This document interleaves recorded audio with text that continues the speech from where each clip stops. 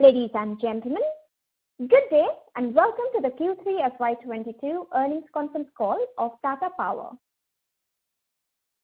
As a reminder, all participant lines will be in the listen-only mode, and there will be an opportunity for you to ask questions after the presentation concludes. Should you need assistance during the conference call, please signal an operator by pressing star then 0 on your touchtone phone.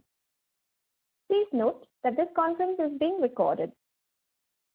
We have with us today Dr. Praveer Sinha, CEO and MD, Tata Power, and Mr. Sanjeev Churiwala, CFO, Tata Power, along with other key members of the management. I now hand the conference over to Dr. Praveer Sinha from Tata Power. Thank you, and over to you, sir. Thank you, Margaret, and good evening, everyone, and thanks for joining for the Q3 analyst call. We hope all of you are doing well and safe, and it's good to see so many participants on the call, and we hope that the results and presentations provided sets of information as required by you.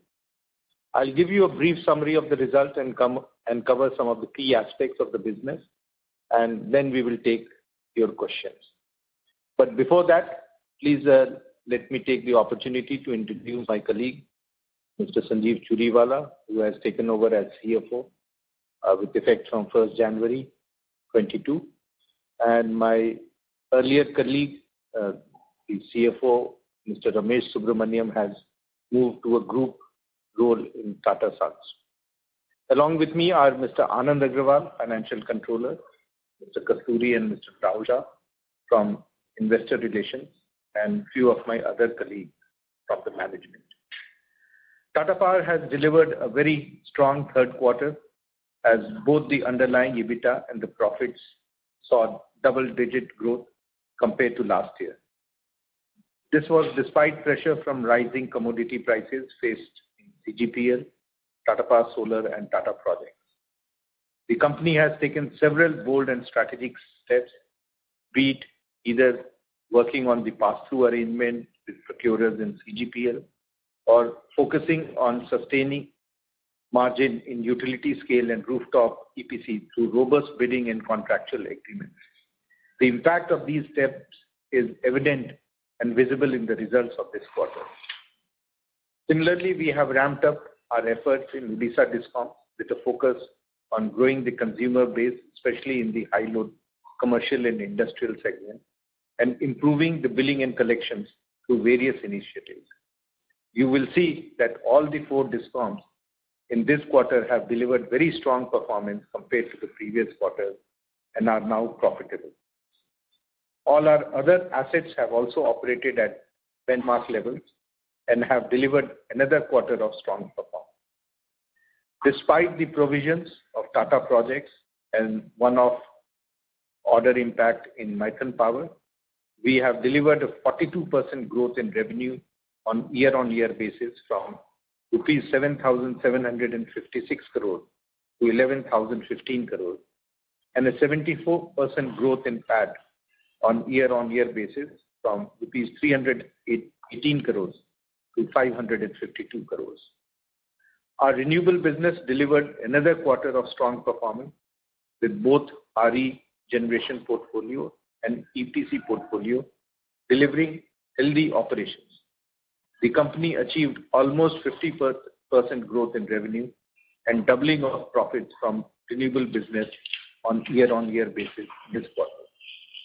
We have also been awarded letter of intent for a 300 megawatt of hybrid wind project along with solar from MSEDCL. We also completed commissioning of 2 projects of 100 megawatt capacity in UP in January.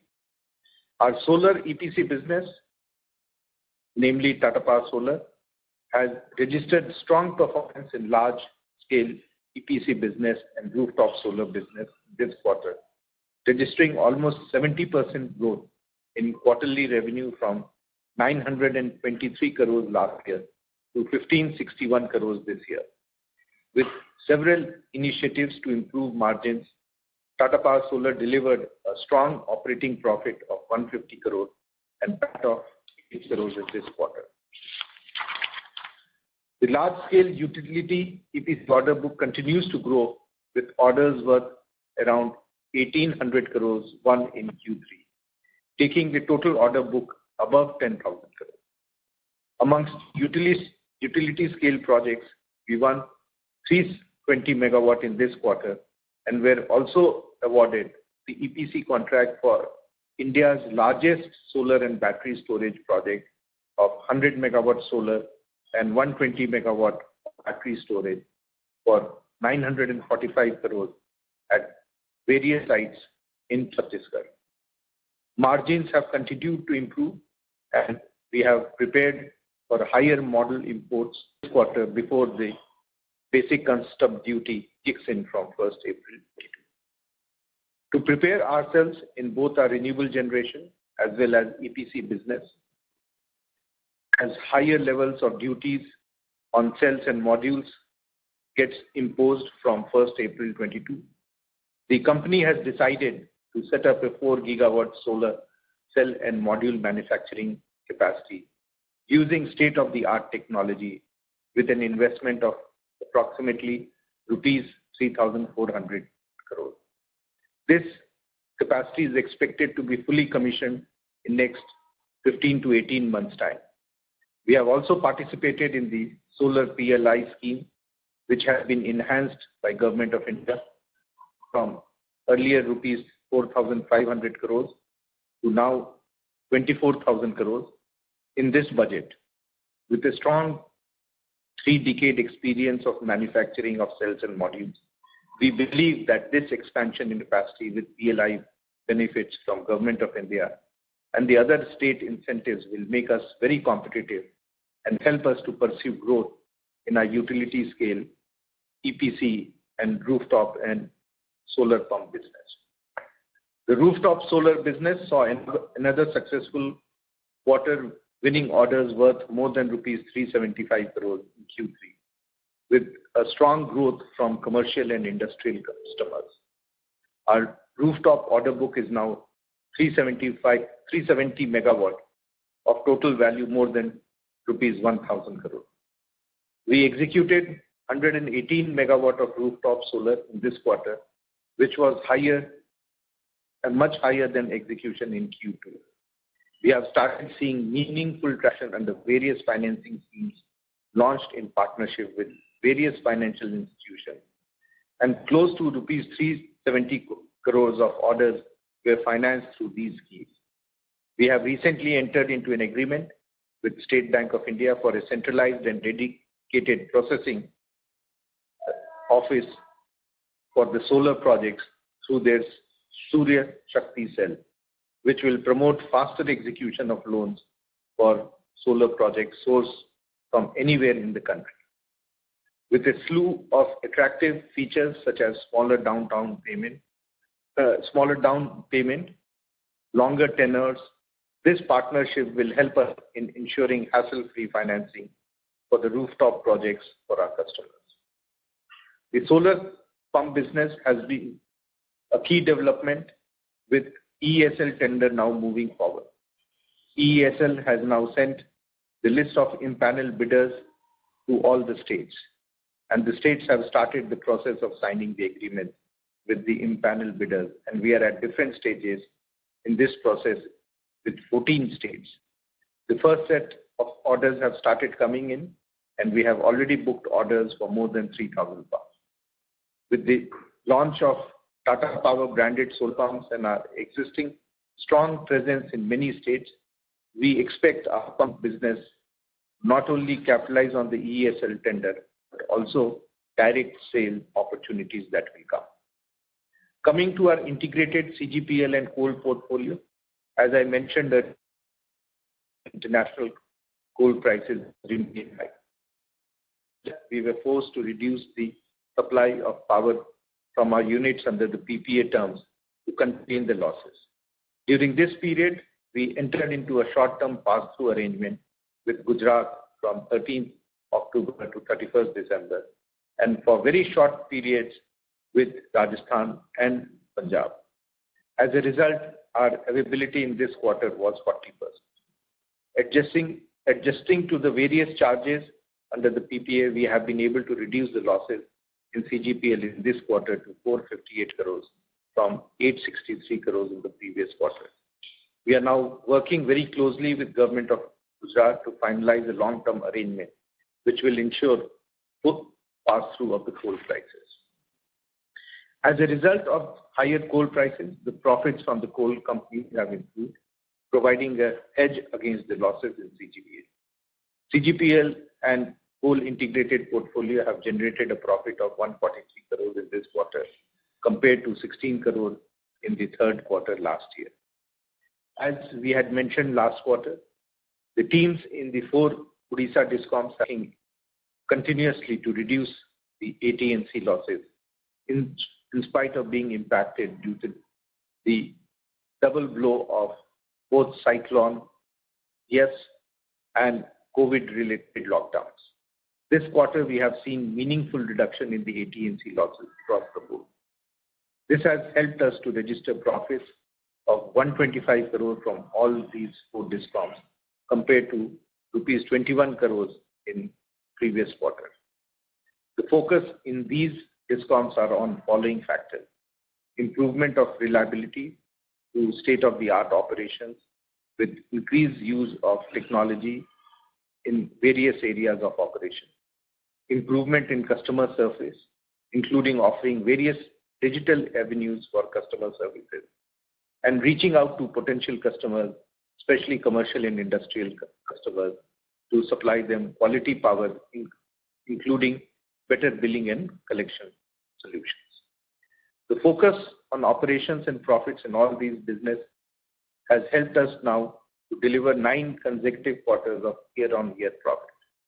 Consolidated revenue for YTD FY22 increased by 33% from 22,860 crores to rupees 30,491 crores, whereas PAT increased by 59% from 957 crores to 1,527 crores. I will now move to the topic of leverage or deleverage. Despite capex of around 1,200 crores during this quarter, net debt has largely remained the same as that in Q2, with healthy operational cash and income from JVs. Healthy growth in underlying EBITDA from business continues to improve the debt matrix. The company is working on initiatives that will help the company in maintaining a very healthy net debt to equity, which stands at 1.58 times, and the net debt to underlying EBITDA of 4.12 times, and these have improved compared to Q2 also. S&P Global Ratings have upgraded the company's credit rating by 2 notches to BB stable, and Moody's has upgraded the credit rating by a notch to BA2 rating from BA3 rating. Our renewable monetization process has progressed very well in the last quarter, and the same is in line with our internal timeline. We had mentioned earlier that we are working on a renewable structure that will take care of the capital needs to meet our growth aspiration. We expect to close this shortly, and once done, we will share further details with all of you. We have also started working on our transmission business opportunity. As a part of this, we have started bidding in both M&A opportunities as well as fresh bids under the government TBCB opportunities. We have recently been awarded the LOI for the acquisition of 100% stake in the NRSS 36 through Resurgent Power, where we have 26% investment. Resurgent has also submitted a bid for Isolux transmission in Uttar Pradesh under the IBC process. This process is also likely to be concluded in next 1 month or so, and we will share more details once we get information from the resolution professional. Our EV charging business also continues to expand with nearly 1,300 public charging and 158 bus charging points installed till 31st December. Our network is now spread across more than 250 cities, making us one of the most widely present EV charging companies. More importantly, we have entered into a MOU with TVS Motors to set up two-wheeler charging points across India, which will further bolster our charging infrastructure and mark our entry into two-wheeler charging space, where the offtake has already picked up significantly. We have also entered into partnership with many large players such as Apollo Tyres, Naira Energy, Best, Hyderabad Metro, and we will work together with them to build the charging ecosystem.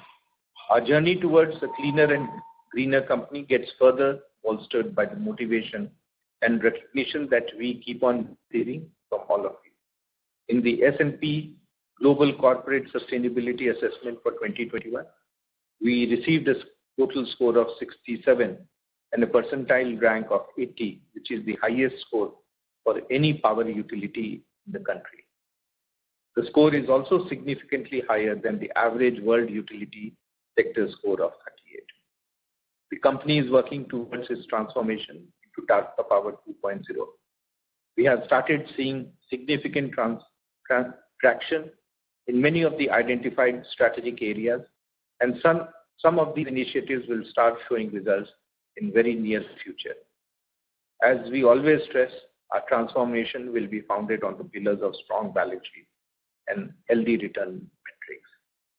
With this, I hand over the call back to Margaret for the Q&A session. Thank you. Thank you very much. We will now begin the question and answer session.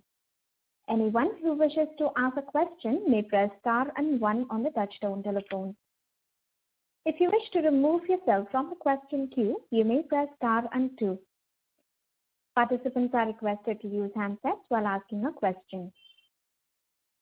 The first question is from the line of Swarnim Maheshwari from Edelweiss Securities. Please go ahead. Yeah, thanks for the opportunity and good evening to the top management and congratulations for a good set of numbers. Sir, I have two questions over here. The first one is, if you look at the EPC margins, they are at almost about all-time high at about 10%. So what has led to the strong margin profile, and also about the sustainability of the same, if you can give some sort of color over there? So this depends on how many projects and what type of projects are executed. There is a cycle of execution of projects, and in the last quarter we could execute many of the projects for which the material was sourced during the previous quarter, and also we could get better margins in them because the way the material sourcing and the optimization in engineering was done. So I think it demonstrates that over a period of time the supply chain management has improved, as also our project execution capabilities and engineering capabilities, and all the learnings that we are now getting, we are implementing it in the various projects, and you would see that these type of margins will sustain in future. Right. So basically, this was better than expected cost realization. Is that right? Yeah, this was little more than the normal, and this, as I mentioned to you, this is dependent on the sourcing. It's not only just the sourcing of the cells and modules, but also the sourcing for the structures and the balance of plant. So we do a better sourcing and better planning. We are always in a good position to get better margins. Okay, right. Sir, my second question is, now you have announced about this setting up a 4 gigawatt integrated cell and manufacturing module manufacturing capacity. So have we already identified the land equipment supplier since you have given a timelines of about 15 to 18 months from now? Yes, we have identified the land, and the land has all the necessary infrastructure available, and including water and electricity. and we are in the process of finalizing the equipment. Since we have been running a plant with cell and modules, we know from exactly where the equipments have to be sourced, and the consultants are working on it to finalize the orders next 2 months' time. Fair enough, sir. Thank you so much, sir. I'll get back in queue for more questions. Thank you. Thank you. The next question is from the line of Sumit Kishore from Axis Capital. Please go ahead. Very good evening to the management, and thanks for the opportunity. My first question is again on the cell and module manufacturing capacity. Could you help us understand the breakup of the 34 billion rupee capex into cells and modules? What technology are you going for at this point, and what would be the phasing of this capacity expansion? So, in phase 1, will it come up in less than a year, for instance? Also, with the PLI benefit and the duty implementation starting 1st of April, broadly, what is your expectation on the EBITDA margin profile of solar equipment manufacturing? So, the cell and module factory of 4 gigawatt will come in one phase only. We expect to commission the module line in about 13 to 14 months, while the cell line will take another 4 months. So in 18 months total, we should be having both the cell and the module lines. The cell equipments, most of them comes from Europe. It's a high-end technology, and the latest technology, which is the P-type cells, and also the mono-PERC are the ones that we will be using. The module equipments, many of them come from China and other places, and we are zeroed down on where we will be sourcing these equipments. We expect that whatever we will be producing, majorly it will get consumed internally. We have a large plans of setting up our own utility scale, plus the EPC orders that we will have, plus the rooftop and the solar pumps. So virtually everything that we will produce will get internally consumed for the various solar and renewable works that we will be carrying out. Okay. My second question is regarding the state of progress on monetization of strategic stake in your RE portfolio. I mean, there have been various news articles coming up. So, what is the state of progress? And on the Mundra merger, where are we? Is it going to happen before end of this fiscal? So, we are in discussions with various strategic investors in our renewable business, and we should be in a position to finalize that soon. The discussions are in very advanced stage. Secondly, as far as the Mundra merger is concerned, the process is on. The last phase of hearing in NCLT should happen, and we do expect that within this financial year we'll get the order. Thank you. I'll join with you. Thank you. The next question is from the line of Mohit Kumar from DAM Capital Advisors. Please go ahead. Good evening, sir. Congratulations on a very, very good quarter and reaching the milestone of 1,000 EV charging points.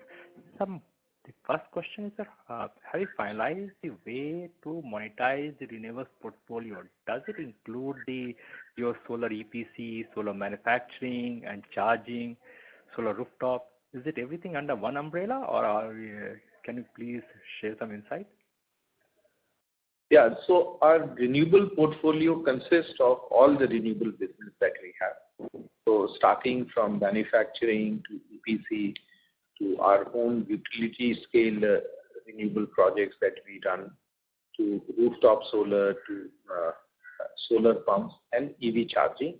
So all this, which is the so-called clean and green business that we are doing, will get covered under the renewable platform. And that is the area that we are discussing with some of the investors. Secondly, sir, has the PPA for CGPL, which was short term, has it been extended for fourth quarter? And what is the way forward for CGPL over the next 6 to 12 months? And of course, we are talking to Gujarat, but are the other, the other procurers on board? As you know, Gujarat is the major procurer, and it was felt that we should first finalize with Gujarat and use the same template with the other procurers. So right now our discussions are in very advanced stage with Gujarat to see to it that it is finalized with the overall boundary condition that the cost of coal should be reimbursed so that it becomes sustainable in the long run. And that is the objective and structure within which we are discussing with Gujarat government. We hope to finalize that very soon. So lastly, sir, the coal mines production was slightly lower in the quarter. And what is the status of the concession agreement was supposed to be extended I think the concession agreement was about to expire, right, for KPC? I think the coal mine production was about 15 million tons in the quarter, which is the average production in the coal mines every quarter, give or take some small quantity depending upon if there are very heavy rains during a quarter. But otherwise, the coal mining operations was very, very sustainable. Secondly, the coal mine license is under, again, finalization by government of Indonesia. They have, though the license expired on 31st of December, they have in the interim informed that you can continue with the mining till such time the new license and the new terms of the license are finalized. We expect in next 1 month, the decision on this will be taken. Understood, sir. Thank you and all the best, sir. Thank you. Thank you. Thank you. The next question is from the line of Deepika Mundra from JP Morgan. Please go ahead. Hi, sir. Thank you for taking my question. So just on the initiative that you had started on selling non-core assets, could you kindly give an update on that as to some of the overseas plants, etc.? Any update on their monetization? The monetization process got slowed during the COVID period. We are very much in the market for monetizing the Georgia plant as also the Zambia plant. On the Zambia plant, there has been a dispute also with the government over there in GESCO in regards to the payment that is to be received from us by us from the supply of power from the ITPC plant. We are trying to get that resolved, but the parallel action of divestment continues to be there. Similarly, in Georgia, there were certain issues about the operation of the plant, especially the water availability was a little reduced. That has been to a large extent has been taken care with better rains this year and also better snowfall leading to a lot of water that is coming during the winter months. So we do expect that once the plant operation fully stabilizes, we'll get better value when we do the divestment from this plant. Thank you, sir. If you could just add about Tata projects to that, I think you were planning to sell off your stake as well over there. So Tata projects, about 3 years back, we had kept it for sale, but since they did not do the IPO and there was a lot of restructuring that was being done by Tata Project, wherein they wanted to focus on certain types of orders and certain areas, that was withdrawn, that proposal was withdrawn. And right now, there is a huge amount of consolidation that is taking place, especially considering that in last few years they have got very good orders, and these are marquee orders that they have received for various works in the country. We see a lot of future for that company, and we do hope that as and when the divestment takes place and they go for an IPO or a pre-IPO, we will be able to get better value for us shareholders. Thank you. One last question, sir. How are you seeing the bid environment change for renewable projects with interest rates rising? Are you seeing funding cost for renewables going up, and is it impact and your thoughts on just your and your peers' activity in this space? So I think the renewable prices, which had gone up to 2 rupees, are now back in the 240 and 230 range. Primarily because the cost of cells and modules have gone up. Secondly, the funding costs have also risen a little bit, but the impact of higher cost of import of cells and modules is directly felt in a higher tariff at which people are bidding. So I think this will stabilize around that range, considering that 1st April will have the BCD. So we do expect the direct impact of it will be by way of higher costs for renewable projects.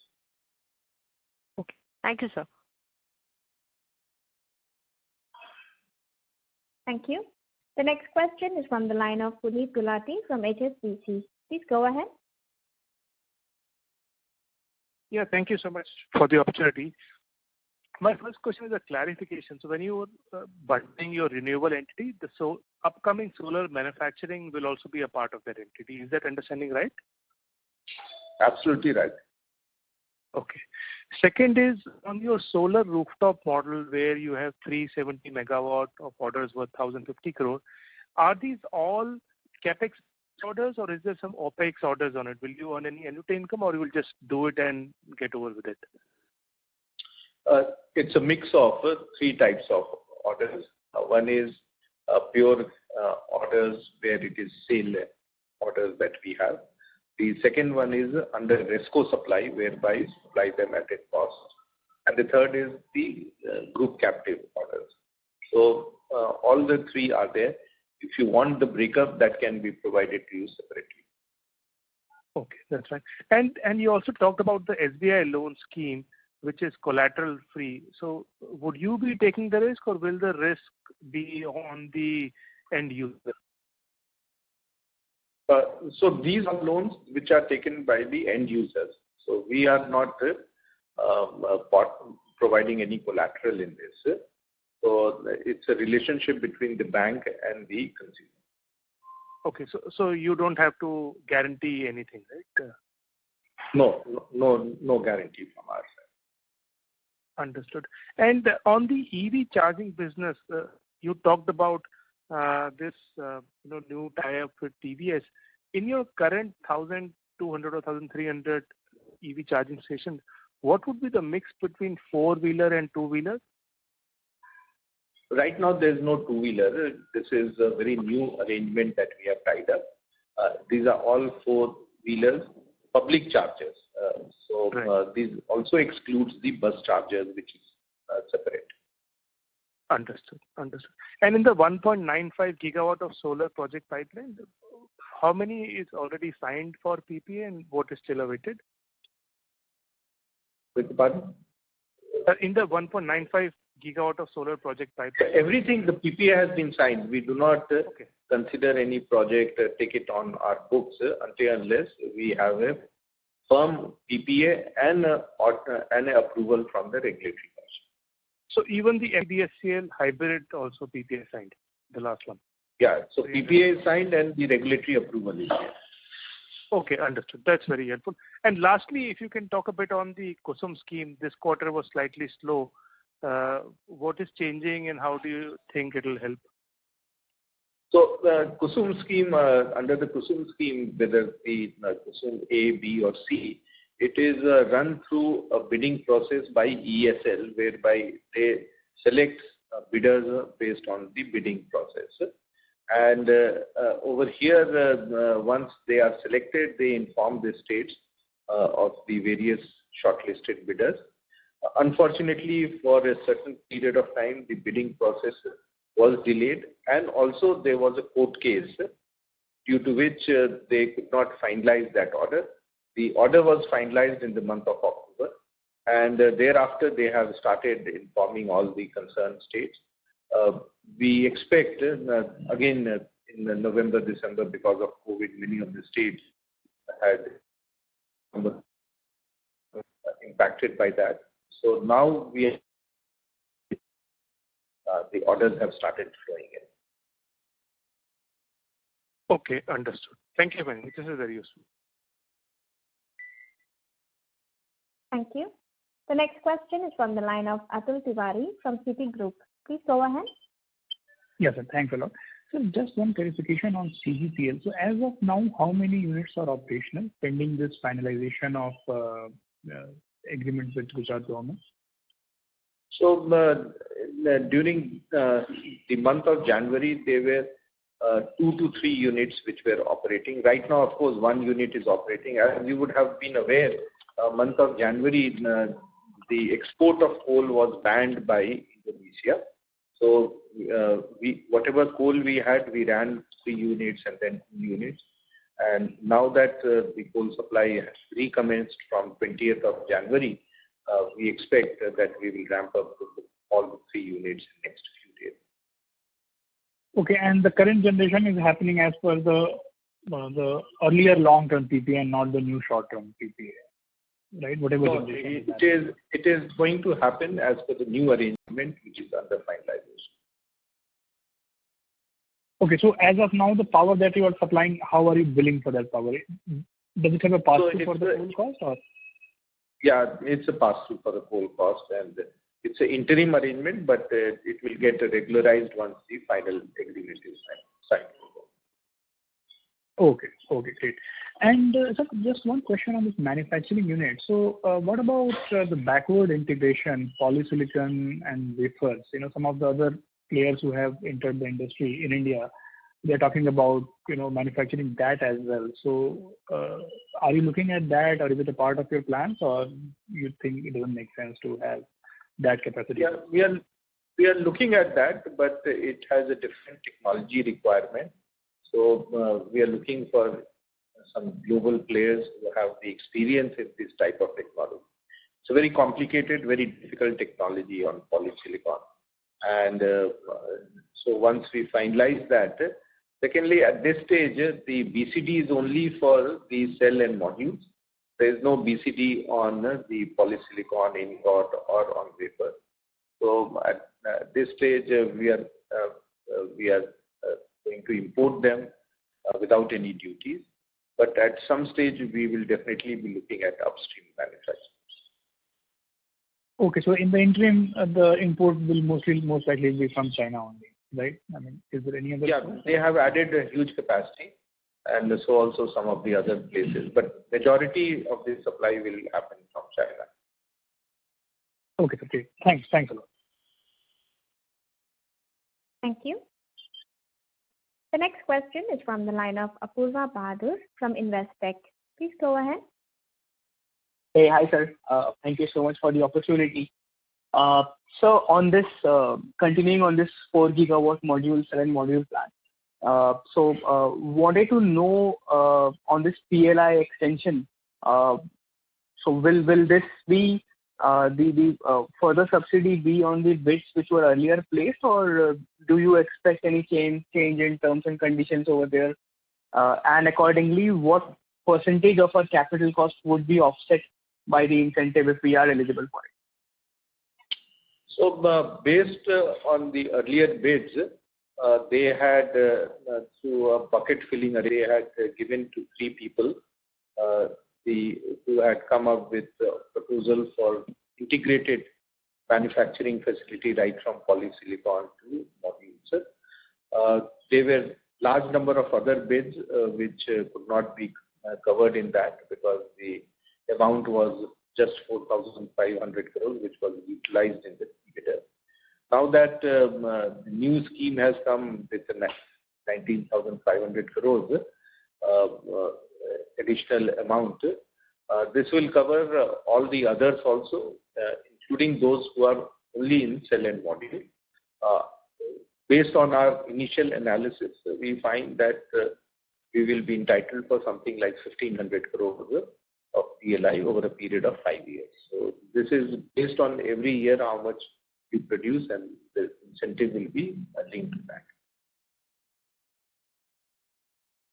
Okay, very useful, sir. So secondly, my question is on the transmission opportunity, which I believe now you have become very keen on. I think from the last 2 or 3 quarters, it's being repetitively featuring in your commentary. So, sir, how large do you see this opportunity, or and how long do you think will it take to start fructifying? So the opportunity is very large in the country, especially considering that government plans is to add 350 gigawatt in next 9 years, and the evacuation arrangement has to be made for that 350 gigawatt. Some calculations which we have seen from the government side and some of the consultants are talking about something like 30 lakh crores will be required in the renewable as well as in the power evacuation and distribution space. That gives nearly 3 lakh crores every year that will be required. So there's a huge opportunity if one has to implement and meet the 2030 obligation of clean energy. Fair enough. Sir, also on our module or on the EPC business, like you said that we have been benefiting from the positive side of the execution cycle, right? Now, given that the module prices have gone up, so the orders which we have won almost like just prior to the price increase, do you foresee provisioning, a requirement of provisioning over there? And if yes, how large will that be? And lastly, on the battery orders or storage orders which we are winning, will we also be supplying or procuring the battery, or that's completely the cost of that will be a pass-through? Just wanted to understand if there's, I mean, if we are open on that end as well. So the price of cells and modules started going up more than a year back. So all the orders that we have got in last 1 year, we have accounted for the higher prices of modules. In fact, what we are now seeing is that the prices are coming down, and possibly we may get an upside on that if some of those equipment comes in this quarter. So we have accounted for all the cells and modules which have to be imported, and whatever we had received in the last 2-3 quarters, those were on the earlier prices, and there we were hedged because of our long-term order placement that we had done. As far as the batteries are concerned, batteries will be procured like any other equipment. And again, we get it because of the scale at which we operate, we are able to do a much better negotiation and a long-term supply arrangement with many of them. In the last quarter, I had mentioned to you that we had won a 50 megawatt hour battery for Ladakh Leh along with a 50 megawatt solar facility. This is a 100 megawatt solar with 120 megawatt hour of storage. So considering large number of orders that we will be placing, we are able to leverage that and get much better terms and conditions. Sure, sir. So just one last bookkeeping question from my side, and this is on the 60 crore provisioning in coal business. Can you highlight what is that regarding? And also for Mundra, have we accounted for all the fixed costs under recoveries in this quarter, or there's something, there's a possibility of some more in the following quarter as well? I couldn't get it. Your voice was not clear. Can you repeat that question? Sir, wanted to know this 60 crore provisioning in coal business which we have done this quarter. What was this about? And also on the fixed cost under recovery which we have provided for a CGPL in this quarter, 233 crores. Is that for the entire FY22, or should we expect something more in Q4 as well?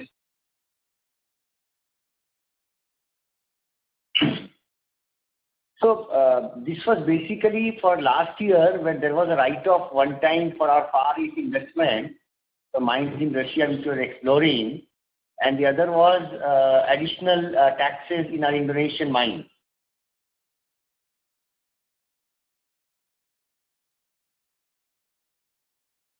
Okay. And sir, for the CGPL under recovery? That we are accounting for every quarter. Okay, fair enough, sir. Thank you very much. Yeah. Thank you. Ladies and gentlemen, in order to ensure that the management will be able to address questions from all participants, we would request you to please limit your question to 2 at a time. Should you have a follow-up question, please rejoin the queue. Thank you. The next question is from the line of Rajesh Ainor from ITI Long Short Equity Fund. Please go ahead. Hello.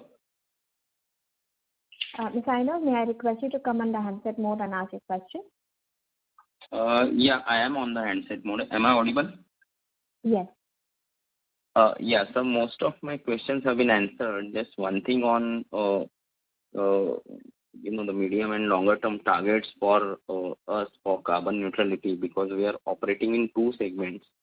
One is where, the carbon is actually used in our power generation business as well as coal mining, which we operate. And the other one is, the RE and the new energy businesses where basically we can get sort of an offset.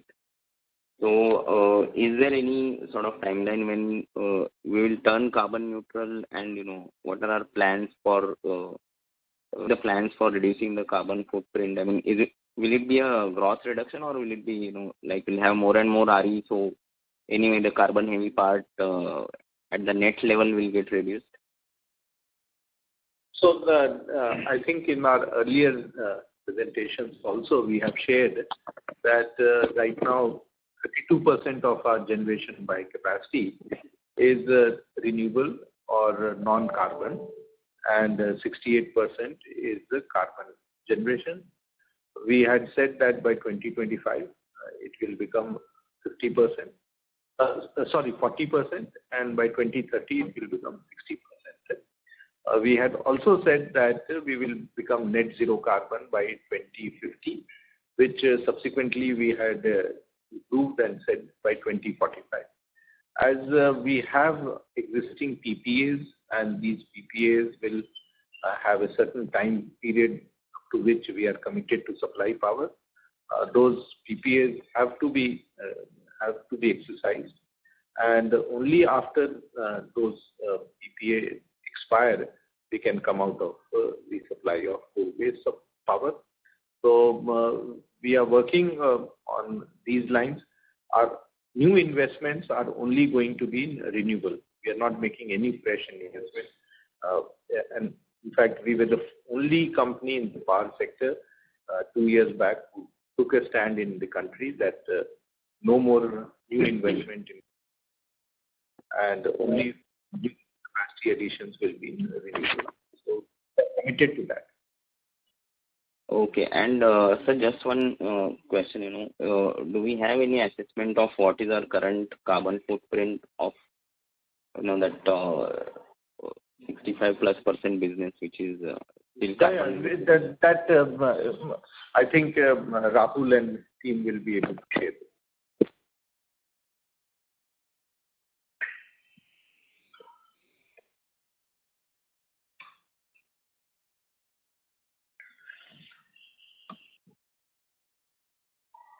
They will cite separately.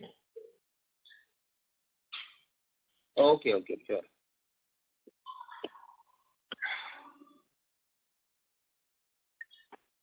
Thank you. The next question is from the line of Rajesh Majumdar from B&K Securities. Please go ahead. Good evening, sir. Thank you. Thank you for taking my call. Some of my questions already answered. I had a couple of questions. One is on equity IRR you're getting on the RE projects now. What is your current cost of debt for the RE projects, and what is the equity IRR you're realizing on the new tenders you're bidding on the PBCB side? We normally don't share the equity IRR number, but it's a very healthy team number that we have, and that's where we do. Like in our regulated business, there are certain returns. So similarly, in renewable business, we don't do anything which is less than what we do in the regulated. Secondly, the second question was there? Interest, cost of interest. The average cost of debt for the RE business, yeah. 7.5. Yeah, so it keeps on changing, but it's in the range of 7 to 7.5, depending upon when we go and get the disbursement. This is including foreign currency debt and hedging cost, etc. Right? Yeah, everything put together. Okay, fine. So my next question was, we have a return on equity on the fixed regulated equity business, and depending on what we are able to increase, get from the solar side, should we see our overall return on equity profile actually coming down unless we get a sharp jump in the regulated equity, depending on the project that we have talked about on the Mumbai side and etc. How do we look at the return on equity of the firm going forward, 3-4 years down the line, given the fact that the solar business is much more competitive than the regulated equity business? See, return on equity is a good metric for regulated business. For renewable projects, it's differently structured. So where the return on equity is not the correct metric because it's a much longer period because of the tax reasons that in the initial years you have a very strong depreciation benefit. So return on equity for a renewable project will not be a correct metric. Right. Equity IRR. What I mean to say is that, sir, basically we see a lot of profits now coming from the coal business, which is something which may not be sustainable in the long run. So without these profits, if you look at the standalone business, if it is not showing any major increase on a YOY basis. So how do we see the overall business profile? There is nothing like coal business is going away immediately. We have PPAs which are going to be there for next 20 years. So it's not that the coal business will not give returns for next few years. So I don't think that's a correct statement. I think coal prices are lower, our CGP losses will be lower. Yeah. It's more of a hedge for us. Right. So would you just kindly tell me as to the status of the investments we have planned on the regulated business side in Mumbai? What is the status of those T&D projects? So every year we do about 500 to 600 crores of investment in our transmission project, and about 150 crores in our distribution business in Mumbai. Similarly, we do our investments in Delhi distribution as well as in the Odisha distribution. And these investments are based on the requirement of improving the network, customer service, technology upgradation. And these are all approved by the regulator before carrying out any of such investments. And these all carry a regulated rate of return. But we are planning to have a significant capex on the Mumbai side of, I think, 6,000 crores on one particular project. What is the status of that? No, not on one particular. There are a large number. Every year we are doing about 600 crores. So we have a plan that in next 7 to 8 years we'll do about 5,000 to 6,000 crores of it. So the moderate capex every year, is that the assumption? Yeah. Okay. So no one-time jump in terms of capex, either on the T&D side or from the FGD side or from any such project? can happen? It depends. If we get more distribution locations, or if we get more of transmission projects where we are assured of a good return, we can look at those investments. But otherwise, in routine, we will have about 1,500 crores of investment in Odisha discoms every year, about 600 to 700 in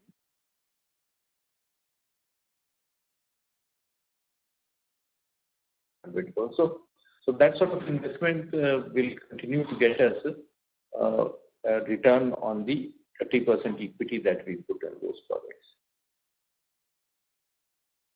Thank you, sir. Thank you. Thank you for taking the question. Thank you. Ladies and gentlemen, please restrict your question to 2 at a time. The next question is from the line of Aniket Mittal from SBI Mutual Fund. Please go ahead. Yes, thank you for the opportunity. Just a couple of questions on the renewable front.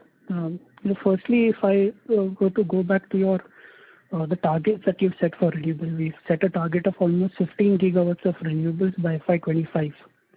And as things stand, and the competition intensity that there is within the market, are you still confident of reaching those targets? And if so, could you throw some light? How do you plan to reach there? See, I had shared with you earlier also that the potential of adding 300 gigawatt in next 9 years to meet the 500 gigawatt commitment that India has made in COP26. Now, that means that in next 9 years, we'll have more than 30 gigawatt coming every year. Now, there are not many players who have the capability and resources to execute this sort of quantity. Our 2 gigawatt is a very small percentage of the total 30 gigawatt every year. And we are very confident of meeting that. We had also shared with you that we are not just doing pure solar projects. We do solar and wind. We do solar, wind and hydro. We do solar, wind and storage. So there are large number of solutions that we are coming, and that gives us much more edge compared to the competitors and the value-added services that we can provide. So we are very confident of that number.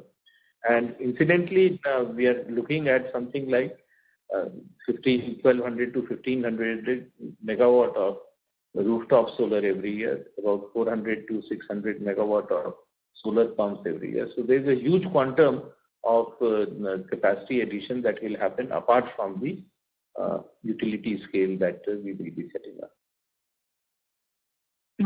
Okay. Because the number looks fairly steep from here on it. Actually, another question was on the execution front. So if I go back to the start of the year, I think you were guiding for almost 1 gigawatt of your portfolio to be executed during the year. But as things stand, we've commissioned only 350 megawatts. Just to understand, are there any issues that we are facing on the execution front? So why is there a pushback in the commissioning of our renewable projects? And for the balance 1.9 gigawatt, if you could help us, how would that phase out over the next few years? Yeah, so this year has been a very peculiar year, starting from April when we had the COVID second wave. For nearly 3 months, work could not be carried out at any of the sites. And it was only in the month of July that we started the work. There were also issues about the high cost of modules and also shipping constraints which was there from China. So all this put together with, again, the third wave coming in December, January, has impacted the project. We are trying to catch up, and many of the projects are lined up for execution in this quarter. And hopefully in this quarter, we'll be able to add a huge amount of capacity which got delayed. In fact, in January first week itself, we commissioned 100 megawatt, and we are confident that more capacity will get added in this quarter. Could you provide us how that 1.9 gigawatt would phase up? Let's say, how much are you targeting in FY23? Details Rahul will give you separately. Okay. So just one last bookkeeping question that I had. Could you tell me what are the total receivables at your Odisha discoms? All the 4 discoms combined. Total receivables of Odisha discoms. So Rahul will give you, I think that's part of the deck presentation that has been shared with you. He'll give you the exact number. So, all right. Thank you so much for taking the question. Thank you. The next question is from the line of Subhadeep Mitra from JM Financial. Please go ahead. Good evening and thank you for the opportunity. So my first question was with regard to your renewable addition targets. You mentioned 2 gigawatt per annum. So if I understand this correctly, you're sticking to your target of 1 gigawatt of addition on your own through your own utility scale, and the balance one would be EPC mode. Am I right in understanding that? No. 2 gigawatt is utility scale, which we will develop ourselves, and 1 gigawatt will be the outside EPC. So that is the number that we have. Understood. So, sir, on this run rate of this 2 gigawatt utility scale, how have you fared so far in FY22? Have you, more or less near that target number in terms of incremental order wins? And do you see power sale agreement signing becoming a hindrance in this basket? So we have right now something like 1900 megawatt of order which is under execution. And this year we have got 900 megawatt. This year the run rate has been a little low because many of the projects which were supposed to be bid out have got delayed. Now we expect that these projects will get bid out, especially considering the COP26 commitment that the government has made. So the government is now coming up with a large number of projects which have to be executed, not just plain renewable, but along with storage. Also the RPO obligation, which was earlier just 20%, it is expected to be increased to something like 40 to 45% on a graded basis over next 9 years. And also we are finding that there will be large amount of push on rooftop and open access supply. So we do expect that if we have to meet the 300 gigawatt target, there will be large number of bids which will be coming in the next 1 year. And we should be in a position to bid and win many of them. Incidentally, our win percentage is about 20%. So wherever we bid, we of course don't bid in all the states. Some of the states we don't bid because of their track record in payment and all. But wherever we bid, our success rate is 20-25%. Understood. And so with regard to the issue on PSAs, because I think there were some numbers that we were looking at, and it at least appeared to us that 40 to 50% of solar tenders which have happened, let's say from 2019 till date, probably don't still have PSAs, including the domestic manufacturing ones and others. So any sense on that? Do you see that as a challenge? Yes. No, but we only, all our PPAs are with the state discoms. So there is no agreement through SECI. So there is no bid that we have done through SECI. All of them are through state discoms, and we have the PPAs there. Okay. That is an interesting point. So secondly, on the coal business, I just wanted to get some clarity that optically it appears that the coal profit numbers, if I go as per the deck that you have sent, the QOQ number is quite flattish despite the realizations being higher. So would these largely be because of the penalties on the ban of imports, etc., that came in? If you can just throw some light on that. This penalty in import is only come in the month of January. This is for the last quarter. The prices in the last quarter were very high. They were in the range of $160 to $200. And now also the prices are very high. It's again in the range of $160 to $190. So I don't think we have any issue as far as the export is concerned. they had a requirement of domestic supply, which has always been there, and they supplied, KPC has been supplying 25% of their production locally to CNN. So they meet their local obligation otherwise also. Generally, they meet in the last quarter, whatever the shortfall is there, and hence there is no huge bump up on the crop. So that would impact fourth quarter, right? That the domestic obligation would be met in fourth quarter. So for them it is December. Oh, I see. Okay. I understand. That's CY based. Okay. So then, hopefully the benefit of the higher coal price should be now visible in the fourth quarter of the fiscal for us. Yeah. Okay. Understood. So last question is on Orissa. Naturally, the current quarter's profit numbers are very healthy and there's great YOY growth. Just wanted to understand what can be the normalized quarterly trend that we can see. So as I mentioned, the performance will improve every quarter because our billing efficiency and collection efficiency is improving. Last quarter, again, we had a challenge of collection, especially in the month of December because of COVID. Hopefully, in this quarter, we would be able to take care of that. Similarly, our billing efficiency will also improve because large industrial and commercial consumers have come back to us, and they are very happy with the quality of supply that we are giving. We are also seeing that the places where the metering was not happening or proper metering was not there, or provisional billing was taking place, that is all getting metered. So you will see a huge amount of improvement in the coming quarters. Understood. So the current quarter's profit number is more like a sustainable number with some growth element. It will be much better than this. Understood, sir. That's it from my side. Thank you so much.